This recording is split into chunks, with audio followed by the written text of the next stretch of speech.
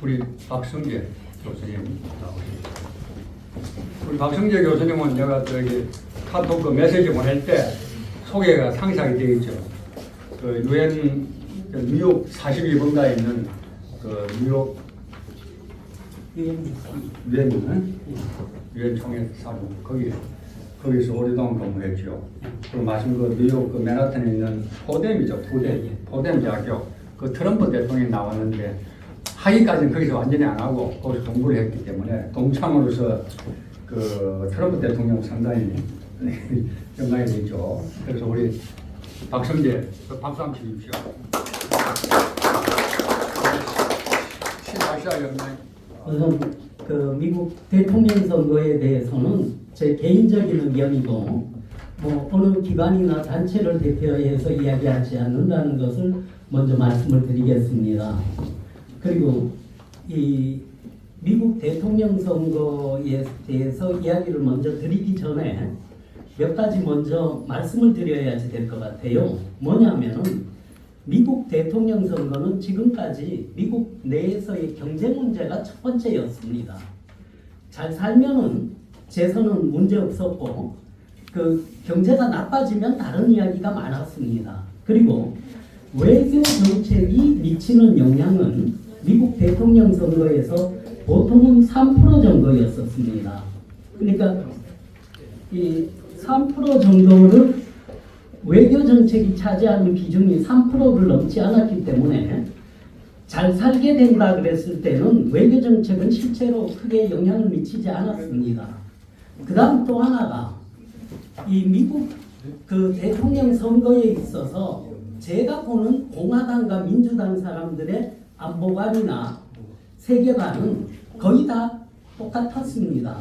단지 차이점이 있다면 민주당과 공화당이 접근 방식이 조금 차이가 있었다는 것 뿐이지 보는 세계관이나 접근하는 방식이나는 별로 차이가 없었다는 이야기입니다.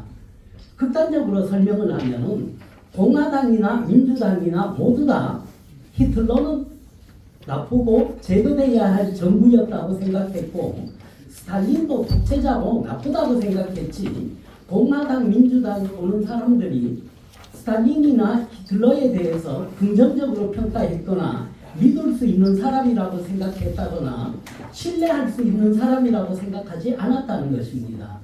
그러면 민주당과 공화당의 접근 방법이 조금씩 다르다라고 제가 설명을 드렸는데 제가 이해하는 것으로는 공화당은 동맹국과 같이 대화를 할 때 솔직하게 이야기하는 것이 베스트라고 생각하는 거고 민주당의 어프로치는 솔직하게 이야기할 경우에는 트러블이 발생할 수 있으니까 인다이렉트리 조심스럽게 접근하자는 것이 더 강하다라고 말씀드릴 수 있을 것 같습니다. 다르게 이야기하면은 미국 내에 공화당이든 민주당이든 보는 세계관과 접근 방법에서는 크게 차이는 없다. 단지 차이가 있다면 접근하는 방식에서 차이가 있다 정도라고 저는 설명드릴 수 있을 것 같습니다. 그러면 첫 번째로 이야기를 하자면은 요 전에 다음 하나가 빠진 것 같은데 뭐 보시는 바와 같이 뭐 다 아시겠지만 미국은 적어도 지금 공화당과 민주당 둘 중에 한쪽에서 대통령이 나오게 될 겁니다. 그런데 이번 선거가 가장 큰 차이점이 있다면 지금까지는 지지자가 많은 사람이 이기는 선거였습니다. 그죠? 그러나 이번 바이든 대통령과 트럼프 대통령의 싸움은 싫어하는 사람이 많은 사람이 질 수 있는 선거입니다. 이게 과거와 지금과의 가장 큰 차이점 중에 하나일 것입니다. 그리고 이런 선거가 된 것 자체가 지금 여기도 이야기를 했지만은 지금은 이렇게 설명을 드리자면은 민주당이 유리한 선거입니다. 이유가 뭐냐면은 지금 현직 대통령의 프리미엄을 가지고 있기 때문에 지금 바이든 대통령이 유리합니다. 왜냐? 만약에 제가 처음에 설명드렸듯이 경제가 좋아지면은 선거 유리하다고 말씀드렸죠. 그런데 바이든 대통령은 금리를 인하시킬 수 있는 정책적 입장에 있습니다. 다시 말하면 주가가 올라갈 수 있는 모멘텀을 가지고 있는 사람입니다. 정책적으로. 그러니까 선거에서 실제적으로 경제 상황이 좋아진다는 것은 뭘로 나타내겠어요? 주식이겠죠. 그런데 주가는 이자율이 떨어지면 오르게 돼 있습니다.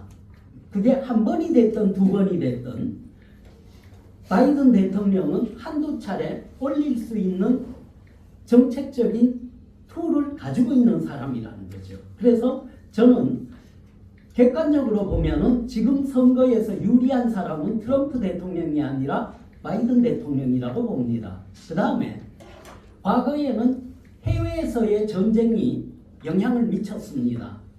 예전에 이 예탄하우 대통령이 그 미트 롬니하고 오바마 대통령이 싸울 때 제안을 했어요. 이스라엘이 전쟁을 해줄 테니까 그러면은 당신이 선거에 이긴다. 그런데 미트 롬니는 거절했습니다. 그렇게 선거에 이기면 안 된다고. 근데 어떻게 보면은 그래서 미트 롬니의 아들이 내 아버지가 대통령이 될 수 있었지만 포기한 거나 마찬가지다라는 말에 저는 동의를 합니다.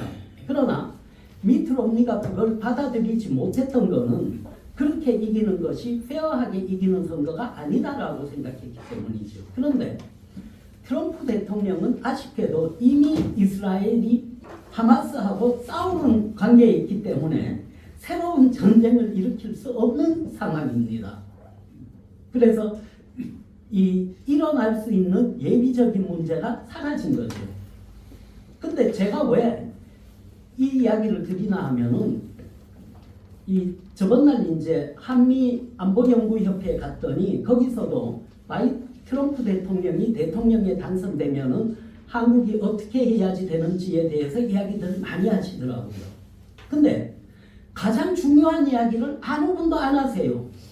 그 뭐냐 하면은 전부 다 잔머리 굴리는 이야기였습니다. 제가 들었을 때는. 뭐냐? 어떻게 하면 미국이 좋아할 테니까 이거 해야지 됩니다. 근데 중요한 거는 지키지 않을 약속, 그건 뭐가 중요합니까? 응? 제가 앞으로 설명할 내용은 바로 한국이 아니라 유럽과 다른 나라를 들어서 미국이 가장 우려하고 있는 사항을 설명드릴 겁니다. 대한민국에서도 경험이 있죠. 뭐냐면은 문재인 대통령이 당시에 정의용 비서실장을 미국에 보냈습니다. 미국에 보내서 아마 제 생각에는 정의용 비서실장은 당신은 믿었을 거예요. 김정은이가 진짜 핵을 포기할 거라고. 예? 그런데 제가 비유로 말씀드리겠습니다. 어떤 사람이 자기가 전 세계 인구로부터 1인당 100만 원씩 받으면 갑부가 될 것 같았어요. 그래서 그걸 믿고 다른 사람들에게 나한테 투자를 해라 그래서 투자금을 받으면 우리는 뭐라고 얘기하냐면 사기라고 얘기를 합니다. 그죠? 왜? 그 사람은 왜 전 세계 80억 인구가 그 사람에게 1인당 100만 원씩 줘야지 되는지 그건 설명하지 않았습니다. 정의용 안보실장이 트럼프 대통령한테 김정은이가 핵을 폐기할 거다라고 이야기한 거는 당신은 그렇게 믿었을 수 있지만 근거에 대해서 전혀 얘기한 바 없어요. 네? 우리가 쉽게 얘기해서 은행에 가도 융자를 받으려 그러면 융자의 기준이 있습니다. 1,000만 원 주는 융자, 1억 주는 융자 기준이 있어요. 그럼 북한의 김정은이를 신뢰할 수 있는 근거를 얘기를 했었어야죠. 근데 그런 근거는 전혀 얘기 안 하고 나는 믿습니다로 우겼습니다. 결과가 뭐냐? 하노이에서 봤듯이 김정은이는 핵 폐기할 제안 자체를 들고 나오지 않았었습니다. 뭐냐? 워싱턴의 시각에서 봤을 때는 저 사람 거짓말한 거예요. 본인이 아무리 믿었던 어쨌든 세계만 시세말로 얘기하면 사기친 거예요. 사기꾼이 사람들이 나한테 100만 원씩 주면 내가 갑부가 될 테니까 나한테 투자해 달라고 한 거짓말과 뭐가 차이가 있겠습니까? 뭐냐면 미국과 한국 관계에서도 신뢰가 우선이지 무슨 말 한다고 그래서 그 말이 신뢰를 주지는 않는다는 것입니다. 신뢰가 먼저지. 말이 중요한 것이 아니다라는 것이고 그 신뢰가 왜 중요한가에 대해서 설명을 드리겠습니다. 다음. 제가 설명드린 것 같이 안보 담당자들은 민주당이나 공화당이나 거의 보는 시각은 같습니다. 접근 방법의 차이가 있을 뿐이죠. 그리고 설명드렸던 것 같이 민주당은 간접적으로 이야기를 하는 거고 공화당은 직접적으로 이야기를 하는 거죠. 민주당의 실패 사례와 성공 사례를 두 가지를 설명을 드리겠습니다. 만약 바이든 대통령이 러시아의 푸틴 대통령이 우크라이나를 침공할 것을 알았을 때 그것을 언론에다가 얘기하지 않고 푸틴에게 직접 얘기를 했었다면 전쟁이 안 일어났을 수도 있었을 겁니다. 이거는 바이든 대통령의 실수입니다. 접근 방법에서. 그러나 바이든 대통령이 그 실패를 이해했기 때문에 시진핑을 만났을 때는 언론에다가 얘기하지 않았습니다. 다이렉트리 시진핑한테 당신이 만약 대만을 침공한다면 미국도 개입할 수밖에 없다는 이야기를 했기 때문에 시진핑이 한 발 물러섰다고 봅니다. 어떤 면에서는 공화당의 접근 방법이 소련과 러시아에는 더 긍정적으로 영향을 미쳤을 수 있다고 보는 시각이죠.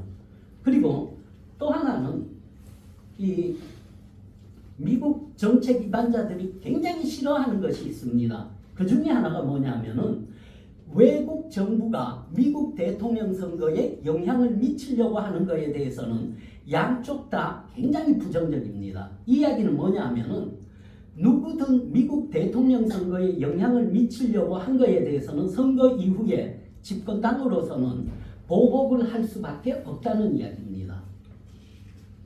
다음은 이 우크라이나 전쟁에 대해서 설명을 드리면 사실은 제가 우크라이나 설명하는 이유가 한국 때문에 하는 이야기입니다. 이걸 우크라이나 이야기라고만 생각하신다면 잘못이라는 이야기죠. 우크라이나가 전쟁이 일어나고서 EU에서 급하니까 우리가 포탄 100만 발을 지원할 테니까 미국도 지원하라고 했어요. 미국이 오케이 그럼 나도 지원할게 했습니다. 근데 올해 와서 보니까 EU가 100만 발 중에 30만 발밖에는 지원을 안 했습니다. 미국은 이야기했던 것보다 더 많이 했어요. 그런데 EU 국가들한테 야 지원해 이거 왜 30만 발밖에 안 오고 70만 발은 안 왔어. 그러니까 EU가 할게 그러고서 계약서 가지고 왔습니다. 포탄 공급하겠다고. 근데 가만히 읽어보니까 포탄 공급 횟수가 2025년에 공급하는 거예요. 올해는 한 발도 없는 겁니다. 그러니까 미국이 다시 얘기를 했어요. 야 올해는 한 발도 없는 거야. 뭐야? 그랬더니 첫 번째 EU의 반응이 야 미국 의회에서 지금 3천억 불 그 예산 빨리 통과시켜서 도와라. 미국이 봤을 때는 이 자식들 돈 낼 생각이 없는 놈들 같이 보이는 거예요. 네? 그러면 돌아서서 뭐라고 이야기하는 야 이 자식들 이거 거짓말 하는 거 아니야? 그러니까 뒤쪽에 앉아있었던 애가 막 웃으면서 한마디 하는 거죠. 야 불란서가 지난 200년 동안 아프리카에 약속했던 거 100분의 1만 했었어도 아프리카는 지상 낙원됐잖아. 그걸 믿은 거야? 이 소리 한 거예요. 예? 그러니까 미국이 공화민주당이 저는 같다고 봐요. 야 잠깐 기다려. 역할 분담이죠. 야 이거 승인하지 마. 유럽 애들 먼저 승인한 다음에 하자. 예? 그러니까 유럽이 부랴부랴 또 550억 유로를 4년 동안 지원하겠다는 거를 들고 미국에 왔습니다. 함께. 그래서 이번엔 이제 경험이 있으니까 야 자세히 읽어보자. 뭐라고 썼는지. 보니까 아니나 다를까. 이거는 4년 동안 지원이지 않습니까? 2024년과 2025년에는 한 푼도 지원 안 하는 거예요. 미국 입장에서는 이 자식들 전쟁 끝날 때까지 한 푼도 지원 안 하려고 작정하고 쓴 것 같다 해요. 예? 거기서 나오는 것이 뭐냐 하면은 아메리카 퍼스트가 나오는 겁니다. 많은 분들이 아메리카 퍼스트의 원뜻을 몰라요. 아메리카 퍼스트라는 말의 원뜻은 미국 호구되기 싫다예요. 미국 호구되기 싫고 미국만 독박 쓰고 돈 내는 거 싫고 같이 내기로 했으니까 같이 내야지. 이 자식들 아무도 안 내면서 미국만 독박 쓰고 돈 쓰게 만드는 이야기구나. 그게 아메리카 퍼스트의 뭔 뜻입니다. 많은 사람들이 아메리카 퍼스트 그러면은 미국이 제일 잘 나간다. 유럽을 보세요. 지금 이 우크라이나 전쟁을 보십시오. 미국만 돈 내고 있는 전쟁이에요. 유럽 안 내고서 전쟁 끝날 때까지 미국이 되면 거기에서 우리는 혜택을 보겠다. 안 하겠다는 소리예요. 그걸 다르게 표현해서 미국이 아메리카 퍼스트라고 이야기하는 거는 더 쉽게 노골적으로 이야기하면 미국 호구 만들지 마. 이 뜻입니다.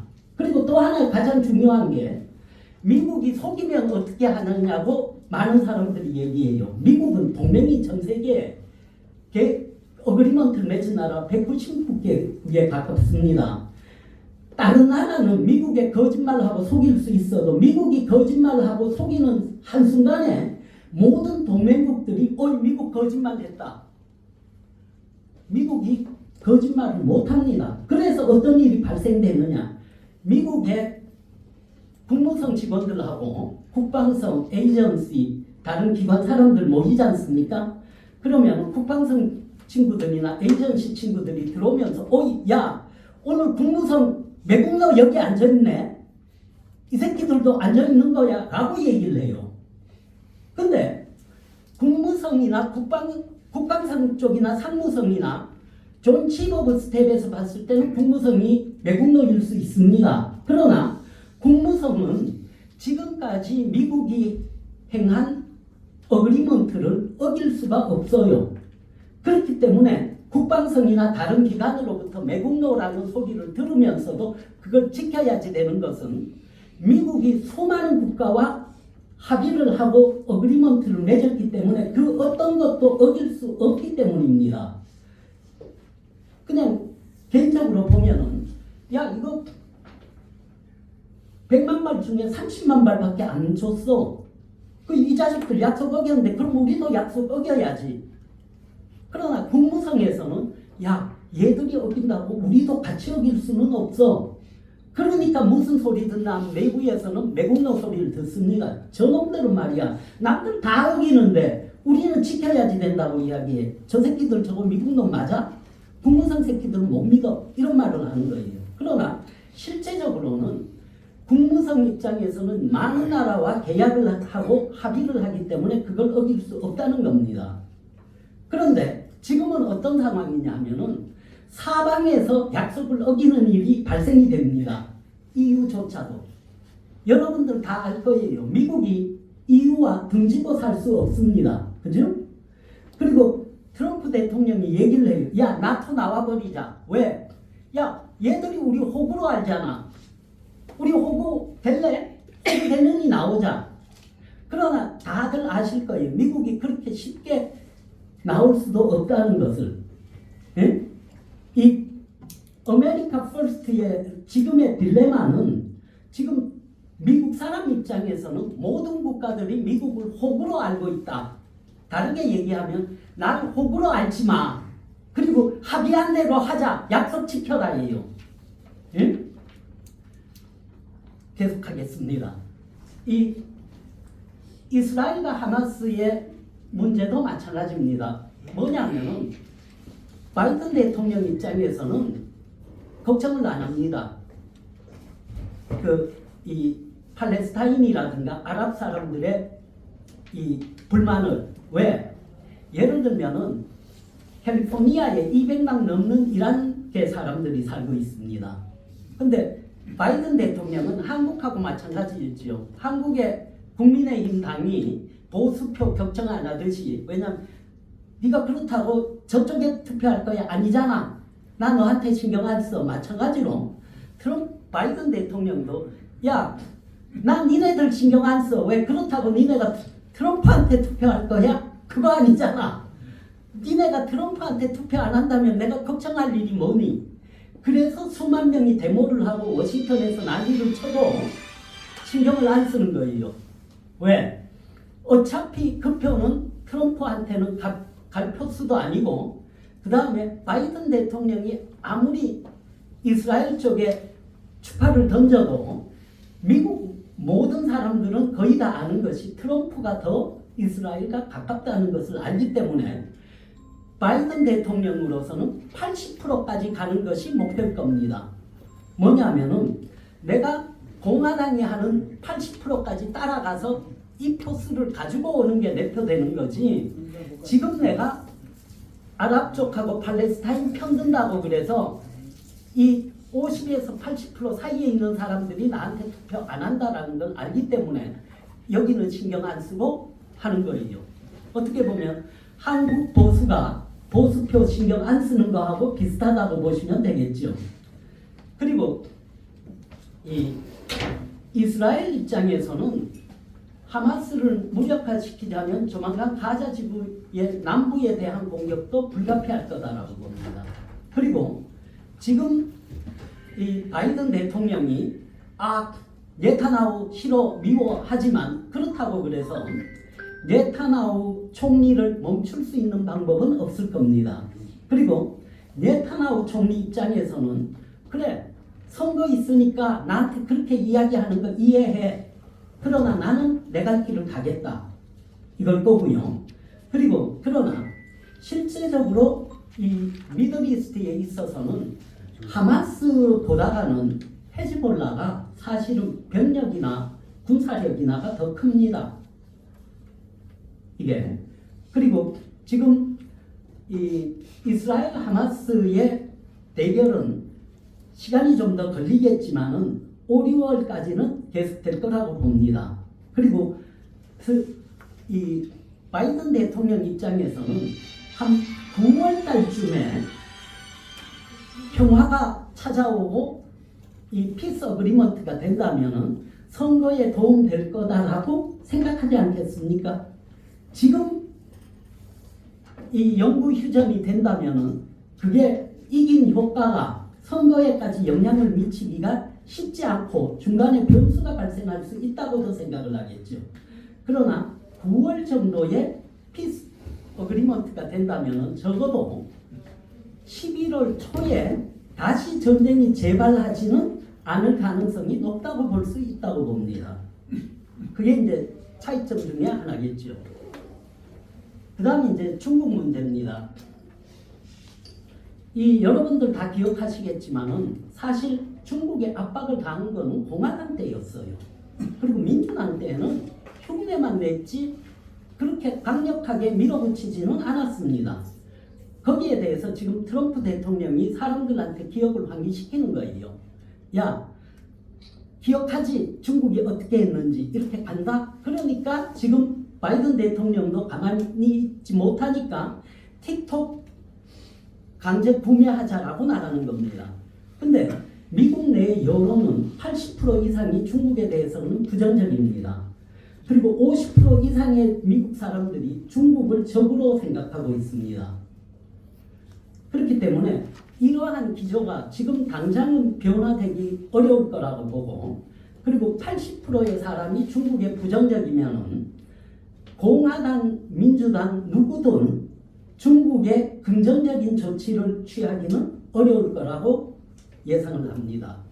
그리고 그러나 이제 민주당은 뭐 지금 아시겠지만 지금 3년 동안에 중국에 강력하게 밀어붙이거나 한 게 없습니다.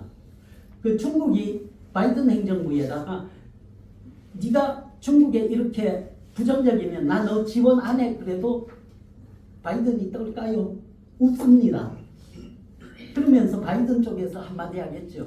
그럼 너 트럼프 지지할래? 왜냐하면 중국이 트럼프를 지지할 수 없다는 걸 알기 때문에 바이든 행정부에서 그렇게 중국이 하는 이야기에 신경을 크게 안 쓸 거다라는 거죠. 그러나 중국에 대해서 부정적인 시각이 많기 때문에 현재로서는 중국에 대해서 압박하는 정책이 나갈 수밖에 없을 것이며, 그것이 공화당 정부에서는 좀 더 직설적으로 표현될 수 있을 거라고 봅니다. 그 중에 하나가 예를 들면은 관세가 되겠죠. 관세를 단계적으로 올리자, 중국에 대해서. 근데 이유가 뭐냐 하면은 미국 내에서는 fair라는 단어가 굉장히 중요합니다. 그런데 중국은 미국이 중국에서 제대로 못 팔게 하면서 다 차단하면서 중국은 미국에서 다 아무런 제재 없이 팔게 한다? 페어하지 않다고 생각하는 거예요. 그리고 중국이 미국에 하는 것 같이 미국도 중국에 그렇게 제재를 가하자. 근데 이 자유시장 경제이기 때문에 중국 가치는 못하니까 단계적으로 일단 우리 관세라도 한 60%로 올리자.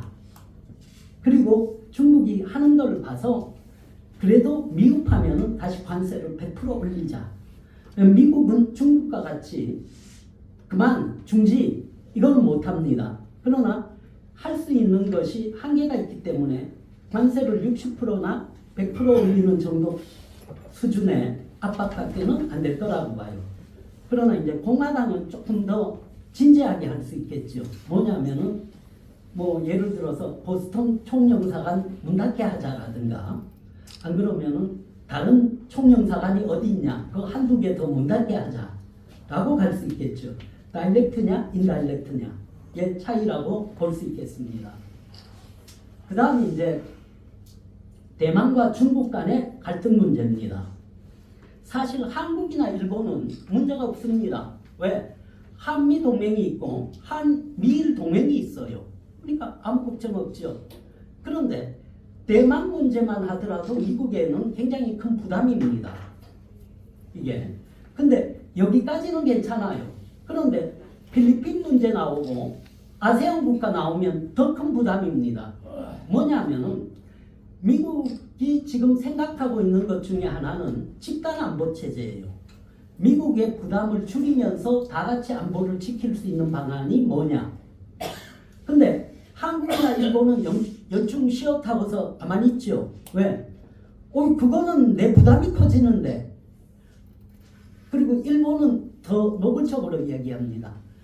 우리는 대만하고 국교가 없어서 군사동맹 안 된다 이거죠. 그 표현을 국교가 없어서 국교를 하려고 그러니까 의회 승인 받고서 조금만 기다려다오. 미국 입장에서 봤을 때는 너 혼자 독박 써라예요. 예? 필리핀도 마찬가지입니다. 필리핀에 지금 14개의 미군 기지가 있습니다. 새로 4개가 늘어났는데 필리핀도 미국만 쳐다보고 있어요. 도와달라고. 그런데 사실 필리핀이나 대만은 한국하고 일본하고 또 다릅니다. 한국하고 일본은 그나마 미국이 야 그건 당신네 돈으로 당신네가 해. 다 가능한데 필리핀만 하더라도 그 말이 미국 입에서 안 떨어져요. 왜? 뭐가 있어야지. 필리핀이 머리가 굉장히 좋은 게 중국 이제 군함이 쫙 오니까 돛담배 딱 끌고 가가지고 앞에서 물 뿌렸어요. 그러다가 물벼락 맞았죠. 예? 그러니까 3,000톤급 배 딱 오는데 30톤급 전마선 끌고 가서 앞에서 시위한 거예요. 중국도 굉장히 고민스러웠을 거예요. 예? 근데 필리핀은 딴소리 안 했습니다. 열심히 우리 싸우고 있어. 미국이 이해할 때는요. 그거는 지금 필리핀이 베네노라는 시위였어요. 미국에게. 예? 중국 이렇게 큰 배 오는데 나 지금 30톤짜리 돛담배 들고 그 앞에서 싸우는 척하고 있다. 중국이 굉장히 당황했을 겁니다. 3,000톤급 배 앞에 30톤급 나무 전마선 한 대 가지고 와가지고 통 잡고 있으니까. 이게 뭐냐 하면은 지금 미국은 전 세계로부터 듣는 이야기가 이 호구돼달라는 이야기. 미국이 대신 돈 써다오. 예? 미국이 할 수 있는 건 여기에 아시아에서 나토와 같은 집단 안보 체제가 된다면 미국이 좀 숨을 쉴 것 같은데 여기에 한국과 일본은 먼 산을 보고서 미국이 한 얘기에 대해서는 우리가 지금 하나도 안 들려. 왜? 내가 귀를 막고서 음악 듣고 있어. 이거하고 비슷한 이야기입니다. 이 한반도 중국 문제는 아시겠지만 미국의 기본 입장은 이 여러 가지 이야기하지만 결국은 대한민국의 GNP를 올리는 것이에요. 그게 미국 국익에 도움되는 겁니다. 아시겠지만은 150불의 대한민국이 지금의 대한민국보다가 미국 국익에 도움되지는 않았습니다. 그죠? 그 한국이 GNP가 커지고 더 잘 살게 되는 것이 미국 국익에 도움된다예요. 그리고 큰 에코노믹 시스템이 아시아를 안정적으로 이끌어가고 한국과 일본과 같이 경제가 커지는 국가가 도움된다고 봅니다. 만약 전 세계에서 미국 정책이 가장 성공한 국가가 어디냐고 찾으면 우리가 보통 이제 이 쿠웨이트를 얘기하겠죠. 왜냐하면 쿠웨이트는 지금 이라크에 점령된 이후에 세계에서 가장 잘 사는 나라가 됐으니까요. 그러나 아시아에서 미국 정책이 가장 성공한 곳이 어디냐고 물으면 대한민국을 이야기할 겁니다. 여기가 가장 성공적으로 됐다라고. 예? 마찬가지로 미국에서 무엇이 미국 국익에 가장 도움되는 거냐, 한반도에서 한국의 GNP와 GDP가 올라가는 것이 미국 국익에 가장 도움된다고 보겠죠. 그리고 그런 측면에서 보면은 지금 중국에서 돈 구워가는 거는 기본 원칙이 갚지 않는다예요. 그리고 홍콩을 통해서 들어간 돈도 지금 뭐 사고 나서 있지 않습니까? 예? 뭐 피해 보상금을 주느니 마느니 사실 중국이 가지고 가는 걸 다 알면서도 친중 세력들이 돈 끌어가게 하는 거죠.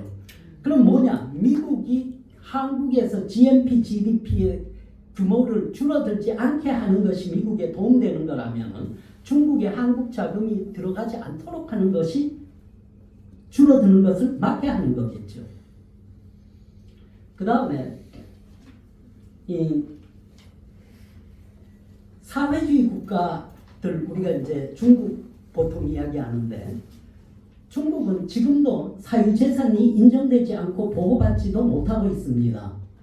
인정되지도 않고 보호받지도 못하는데 투자해서 돈을 벌 수 있다고 생각하는 것은 사실 굉장히 어려운 이야기죠. 자본주의라는 물에서 사는 기업이라는 물고기가 물 없는 곳에서는 살 수 없는 겁니다.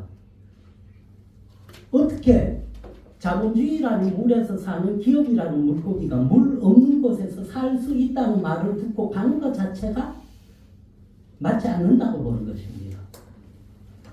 그 다음에 이 금융 경쟁력을 키우는 것이 중국을 한국의 금융시장에서 격리시키는 것이 가장 경쟁력을 높이는 것이라고 보고, 그리고 신기술에 있어서는 이 유럽 국가와 일본, 한국, 그 다음에 미국이 같이 신기술에 대해서는 표준화를 하는 것이 되겠죠.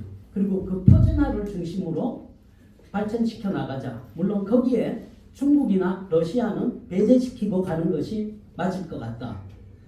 근데 이제 그냥 배제시킨다 그러면은 난 왜 빼? 라고 할 거 아닙니까? 그래서 그때 하는 얘기가 같이 열면은 같이 열고 너 닫으면 나도 닫는다.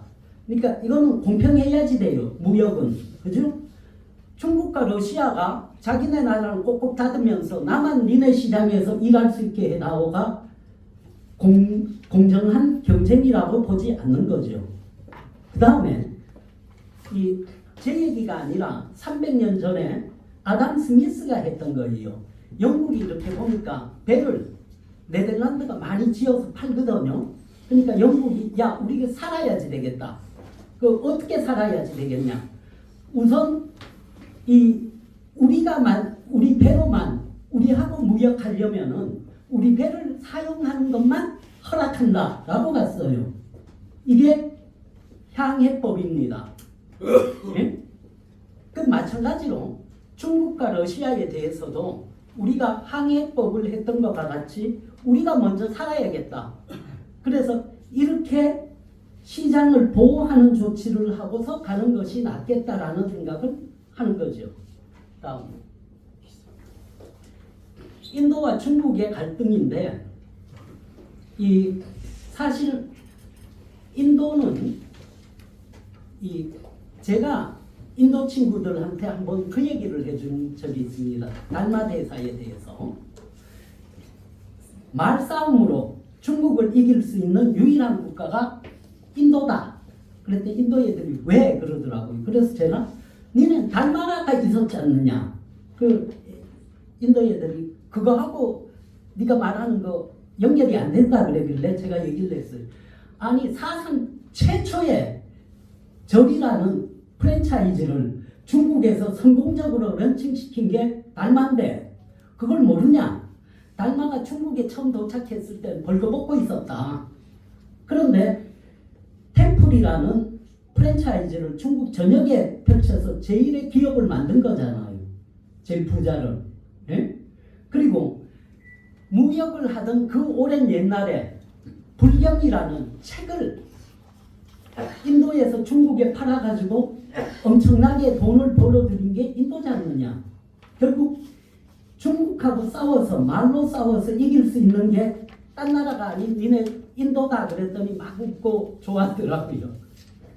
근데 이제 어떻게 보면은 인도는 많은 사람이 불만을 많이 얘기하지만 적어도 인도는 사유재산이 인정되고 사유재산이 보호되는 것입니다. 그래서 중국보다는 인도가 훨씬 더 비즈니스 환경은 낫다고 얘기하는 거예요. 왜? 사유재산이 인정도 되지 않고 보호도 되지 않는 것보다는 적어도 인정되고 보호되는 것이 비즈니스 하는 환경은 훨씬 낫다고 보는 거죠.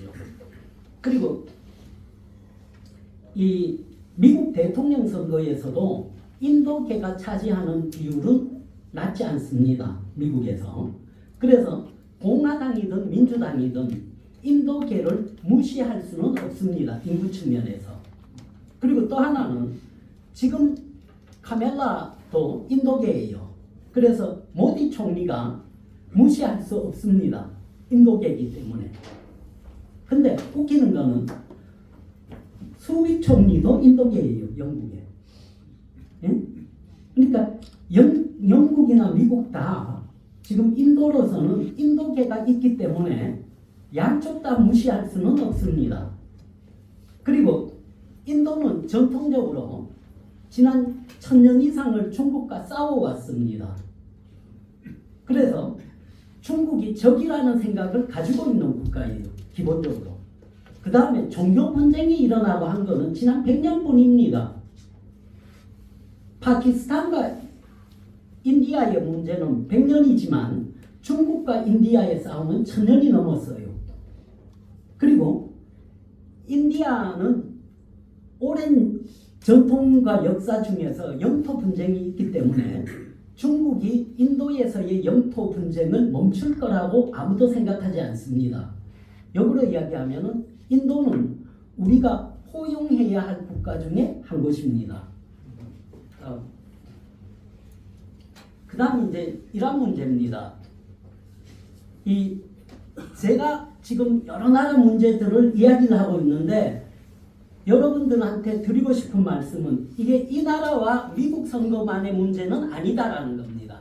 이 문제 중에서 한국의 문제를 찾아보시라는 겁니다. 그 뭐냐면 신뢰 문제입니다. 이야기에 뭘 어떻게 하면 미국하고 친해질지가 아니라 예를 들어서 정의용 같은 사람이 미국에 와가지고 또 김정은이 믿어야지 된다 이런 소리 하면은 그게 신뢰가 쌓이겠습니까? 무슨 이야기를 하든 그거는 신뢰를 잃는 이야기지 신뢰를 얻는 문제는 아닐 것입니다. 이란은 사실 이 트럼프 때 이란과의 핵 합의를 폐기를 했었습니다. 근데 이란과의 핵 합의를 했던 사람이 바로 웬디 셔먼이었습니다. 근데 웬디 셔먼이 지금 나갔어요. 그리고 컷 캠벨이 들어왔습니다.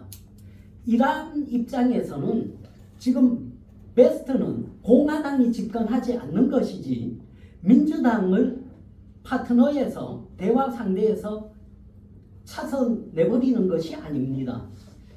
그리고 물론 트럼프 행정부가 들어서게 된다면은 아마 한반도 문제를 비롯해서 굉장히 많은 사람들이 한국에는 전혀 알려지지 않은 사람들이 나오게 될 겁니다.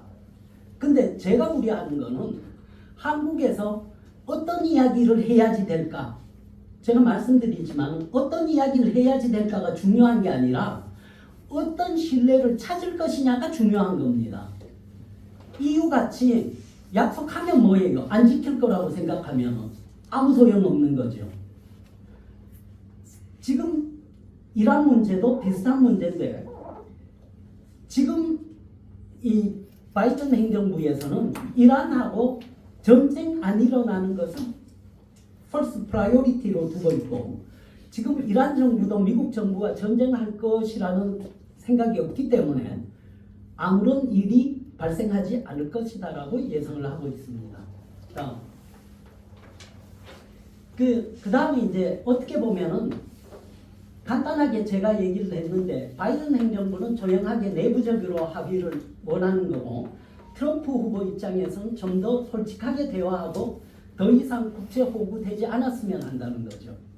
국제 호구되지 않았으면 한다는 표현을 아메리카 퍼스트라고 이야기하는 것 뿐입니다. 근데 많은 사람들이 이 한국에서도 이렇게 보면 한국 정부의 이 주둔비를 왕창 요구하지 않을까? 주둔비 요구하는 거 하기 이전에 북한 퍼주기 한 거에 대해서는 생각을 안 하는 거예요. 여기서 뭐냐? 아니 북한에는 몇 조 퍼주기 하면서 아무 소리 없는 인간들이 주둔비 얘기하면은 벌벌 떨어요. 트럼프 대통령 입장에서 그런 나라에서 나오는 게 낫다고 보죠. 왜? 미국한테는 돈 대가지고 한국 지켜달라 그러고 자기 돈은 북한에 돈 줘가지고 미사일하고 핵 개발하게 하고 이게 도대체 어느 나라 셈법이에요? 그럼 또 다른 아메리카 퍼스트인 거예요. 미국 호구로 알지 말아라. 전 세계에서 미국은 지금 전 세계가 호구로 나를 생각하는 거 아닌가라고 우려를 표명하고 있는 거나 마찬가지입니다. 그리고 미국의 엘리트들 그러지 않습니까? 지금 30, 40대 애들 생각해 보십시오. 미국 좋은 학교 나와가지고 좋은 학교에서 장학금 받아서 공부해서 좋은 캠퍼스에서 아주 피스풀하게 다니는 애들이에요. 걔들이 엘리트니까 시험 봐서 이 우리로 치면은 뭐 고시 패스해서 국무성 국방성 들어가서 근무하는데 얘들이 딱 보니까 전 세계 사람들이 다 미국한테만 돈 내라 그래. 그리고 약속해봤더니 이유하고 약속해봤더니 이유 이놈들마저 안 지켜. 예? 지키는 가능성이 30%, 70%는 눈치 보기. 그 다음에 눈치 보기 하다가 두 번째 해는 뒤로 자빠지고 미국가 혼자 다 내라야. 예? 한국도 피해의식이 있겠지만 미국도 그에 못지않은 피해의식이 크레딧으로 쌓여 있습니다. 그런데 누가 그 피해의식이 쌓여 있는 것이 더 많은가는 곰곰이 생각들을 해보십시오. 그 다음에 이 러시아 문제입니다. 기본적으로 이야기를 들으면 이게 이제 몇 가지 입장입니다. 시큐리티 하는 사람들의 입장에서는 러시아가 지금까지 자진해서 2번 자국 군대를 철수시켰었습니다. 2번. 한 번이 아프가니스탄에서 철수고 또 한 번이 두 번째가 동독에서의 철수였습니다. 1989년에. 예? 두 번 다 미국의 안보 책임자들이 봤을 때는 러시아가 철수시킨 거는 병력을 매기지 못했기 때문에 철수시킨 거예요. 굶어 죽지 않게 하기 위해서. 굉장히 이 눈물겨운 얘기입니다. 굶어 죽을까봐 얼마나 착해요. 다 철수시켰습니다. 왜? 아프가니스탄에 있는 러시아 병력을, 소련군 병력을 매길 수 없어서 철수시켰고, 그 다음에 동독에서도 주둔하고 있는 소련군을 철수시킬 수밖에 없는 상황이었습니다. 매길 수 없었으니까. 지금 우크라이나 전쟁하고 있지 않습니까? 많은 사람들이 이야기를 해요. 우리 한 달에 한 100억 불씩만 써가면서 요거 한 7년만 끌면 러시아가 자진해서 철군할 것 같다. 그때까지 한번 가보자. 예? 근데 그 계획에 차질이 왔죠. 뭐가? 유럽 놈들이 한 푼도 안 내려고 그래. 이 나간 그 놈들이 있나? 예? 물론 유럽 다른 이야기가 많을 거예요. 익스큐즈가 돈도 없고 그 다음에 이제 유럽 국가 중에 이런 국가도 있겠죠. 야, 내가 사실 도우려고 그랬는데 예산이 지금 상황이 이렇다. 여기에 돈 쓰면 우리 선거에서 져. 그러면 미국아, 너 헝가리 같은 놈이 여기 나토 국가에 많이 생기는 게 너한테 도움 되니? 아니지. 그러니까 나한테선 받을 생각하지 마. 그러니까 이제 미국도 생각을 해야죠. 야, 그러면은 얘들이 돈이 없대는데 돈을 구할 길을 줘야지 될 거 아닙니까? 그래서 생각해낸 아이디어가 그래, 그러면은 러시아의 동결한 자금 3천억 불을 우크라이나 전쟁에 쓰도록 하는 게 좋을 것 같다. 예?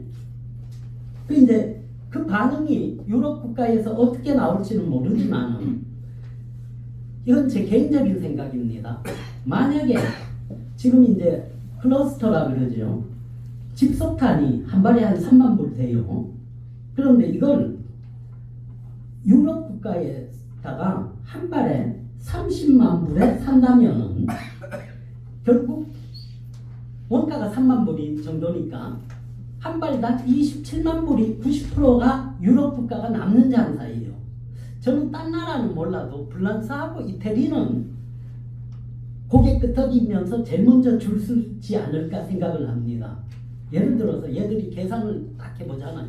10만 발만 팔면은 그럼 270억 불이 남는 장사예요. 예? 근데 그 돈이 있잖아요. 먼저 먹는 놈이 임자야. 그러면 제가 봤을 때는 프랑스하고 이태리만 와서 하자고 그러면은 독일은 그냥 따라올 거라고 봐요. 왜? 혼자 바보 할 수는 없잖아요. 그럼 나머지 국가들은 다 어떻게 하냐? 나머지 국가들도 따라오겠죠. 그러나 미국 입장에서는 사실 미국 돈이 동결된 거는 30억 불이라고 그러는데 사실 20억 불밖에 안 돼요. 미국 입장에서는 러시아 돈 동결하는 거 뭐 많지 않기 때문에 부담도 없습니다. 그러나 어떻게 얘기하면은 3천억 불을 유럽 국가가 우크라이나 전쟁을 명분으로 사용하게 된다면은 그럼 단순 계산으로는 2,700억 불은 유럽 국가가 쓰는 돈이 되겠죠. 우크라이나가 아니라 우크라이나는 300억 불 정도만 들어가는 거고 그러면은 유럽과 러시아를 건널 수 없는 다리를 건너게 만드는 거고 100년 안에 관계가 회복되기는 어려울 거다라고 예상을 합니다. 그러니까 어차피 국제정치는 윈윈이 돼야지 되니까 그 국가들이 좋아할 얘기를 줘야지 되겠죠. 그 다음에 이 전쟁 상태가 지금 이렇게 간다고 그래서 휴전이 되기는 어려울 거라고 봅니다. 그리고 지금 상황에서 푸틴이 철군할 것이라고는 더더욱 생각하지 않습니다. 다음 이 제일 중요한 문제인데 경제 문제인데요. 제가 이야기 드렸던 것 같이 뭐 여기서 다시 이야기합니다만은 아메리카 퍼스트는 결국 한마디예요. 미국 호구로 생각하지 말아달라. 네? 그리고 합의했던 거 지켜라. 같이 가자. 유럽을 지켜야지 될 건 유럽이지 미국이 유럽을 위해서 대신 돈 쓰고 지켜줘야지 되는 거 아니다. 그리고 이 아메리카 퍼스트에 대한 실제 이유가 미국 호구로 생각하지 말라는 것이다라는 거고요. 그 다음에 다음 이 중국이 이 미국에 대해서 시장을 닫고 미국만 열어라 그러는데 그거 페어하지 않다. 그러니까 중국이 페어하게 하고 싶으면은 미국이 중국에게 요구하는 것을 중국이 다 지켜라. 그러나 지금 중국에서는 월스트리트 저널, 워싱턴 포스트 다 쫓겨났습니다. 추방당했어요. 그러면서 중국은 신화산이 뭐니 다 미국에 그냥 있어야지 된다고 이야기하거든요.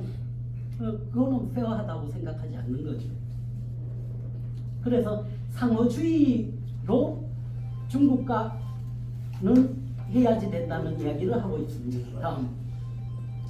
그다음 이제 소수민족 문제인데 이거는 이제 민주당이 조금 더 적극적으로 나갈 거라고 예상을 하고 있습니다. 다음. 그 에너지하고 신기술은 굉장히 중요한 건데요. 이건 뭐냐? 미국이 쉽게 얘기하면은 결승선을 바꿀 수 있는 것이 바로 이겁니다. 현대 결승선은 뭡니까? 소비자예요.